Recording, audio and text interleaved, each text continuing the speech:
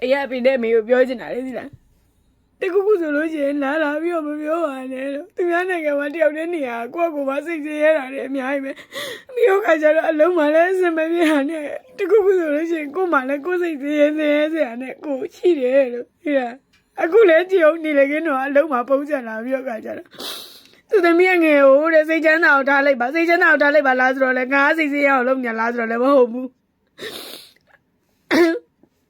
သူတို့လိုလေသေးသမီးရှိကိုအကောင်လုပ်ပေးနေတယ်ကိုမှလည်းကိုယ့်ကိုအစမပြေတာတွေအများကြီးပဲရှိတယ်ဒါမလို့မိဘစိတ်ဆင်းရဲမှာဆိုလို့ဆိုပြီးတော့မပြောဘဲနဲ့ကိုယ့်ကိုတယောက်တည်းချိန်ဖြည့်ချင်းကြရတဲ့အရာတွေဆိုတော့လည်းအများကြီးပဲအခုလည်းအလုပ်ကအစမပြေလို့ပြောင်းချင်တာတော့မအော်ငါအလုပ်ပြောင်းလိုက်လို့ရှိရင်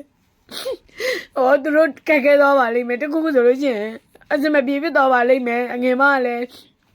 သူစူးစမ်းနေရပန်းနိုင်မရောက်သေးဘူးဆိုတဲ့စိတ်နဲ့ကို့မာလေးကိုလုံးချင်တာလည်းဘာမှမလုပ်အားကျမရောက်တာဆိုလို့ရှိရင်လည်း3နှစ်ရှိပြီအဲ့3နှစ်နဲ့ကို့မာလေးသူများရဲ့လိုအိုက်ဖုန်းခိုင်းချင်တယ်လေဝယ်မလို့လည်းနှစ်တိုင်းပဲတခါမှသူတို့လိုအပ်တာလိုက်ပြည့်စည်နေရတယ်မဝင်ရဘူးအဲ့လိုကြည့်လို့မရဘူးတဲ့အဖေမေဖြစ်တဲ့လူကမိဘဖြစ်တဲ့လူကဘာပြောတယ်မှန်းလဲဟာတဲ့အမေတကူပုံပြောလို့ရှိရင်အမေဟင်းလေးပါလေဟင်းကောင်းလေးပါလေချက်စားအသားလေးပါလေဝယ်စားအသီးနှံလေးဝယ်စားလို့ပြောလို့ပတ်စံရှိမှဝယ်စားလို့ရမှာပါအမေသမီးလွှဲနေတဲ့ပတ်စံအမေတို့တမင်းစားဖို့တော့မလောက်ဘူးလား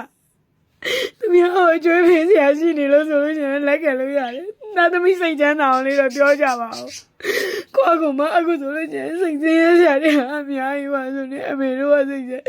အဲ့လိုတက်ပြီးတော့အဲ့လိုလာပြောသမီးခံနိုင်မရှိဘူးယူချင်နေပြီသီလားကိုတကသလေးဘလောက်သက်သေးဖို့ဒီနားလေဆိုအမေတို့မသိဘူးသမီးပါလေသမီးဒုက္ခတွေနဲ့အများကြီးပဲအမေရဲ့သမီးအကုန်လုံးအမေတို့အတွက်ကိုကြည့်ပေးရအများကြီးပဲဟုတ်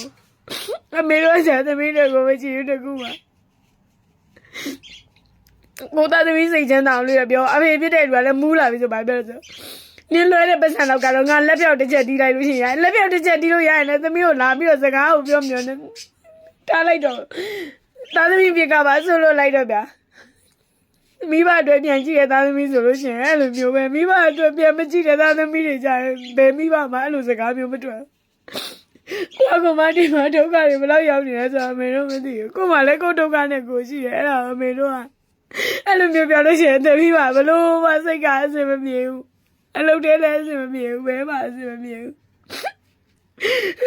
ဘာလို့မမသိဘူးတက်သေးချင်းနေတေဝါကြတော့မှအိုင်ပြပါဒီဝမ်းနေပါလေလာမလုံးနဲ့အမေရောပြောကောင်းလို့